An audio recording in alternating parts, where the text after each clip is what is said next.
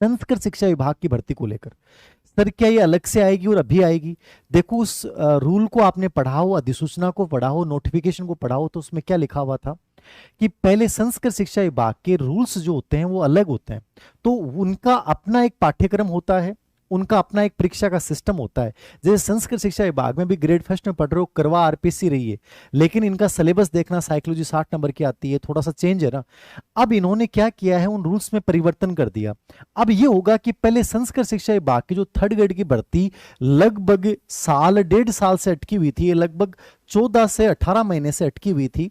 अब क्या उसमें क्या बताया गया है कि अभी प्रारंभिक शिक्षा विभाग के जो रूल्स थे वही संस्कृत शिक्षा विभाग की भर्तियों के रूल्स कर दिए गए। मतलब संस्कृत शिक्षा विभाग की भर्ती के जो रूल हैं वो प्रारंभिक एलिमेंट्री जो एजुकेशन है, ठीक है, इसके अनुसार कर दिए गए हैं।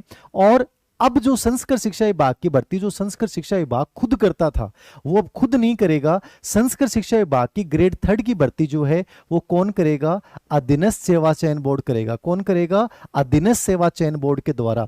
तो अधीनस्थ सेवा चयन आयोग के माध्यम से इन 2872 पदों पर भर्ती होगी। और उसमें साथ में एक लाइन लिखी हुई है कि इन पदों की भर्ती जो प्रारंभिक शिक्षा विभाग या सामान्य शिक्षा विभाग की जो भर्ती आएगी उसके साथ होगी। मान लीजिए जैसे 15,000 की भर्ती प्रस्तावित है ग्रेड थर्ड की, तो उनके साथ ये क्या करेंगे, 2827 पद, जिसमें पीटीआई के लगभग हैं 179 और 48 पद हैं लाइब्रेरी ग्रेड थर्ड के।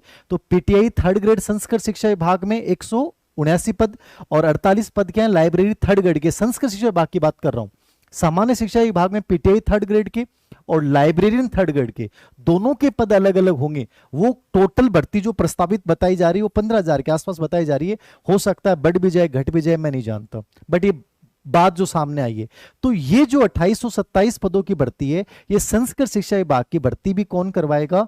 अधीनस्थ सेवा चयन बोर्ड करवाएगा। समान पाठ्यक्रम होगा, समान परीक्षा प्रणाली होगी, और ये पदों की जो भर्ती है वो सामान्य शिक्षा विभाग की जो भर्ती आएगी उसके साथ होगी। मतलब ये तो मान के चलिए कि इस भाषा से आप ये समझ सकते हो कि सामान्य प्रारंभिक शिक्षा विभाग में ग्रेड थर्ड की भर्ती आने वाली है।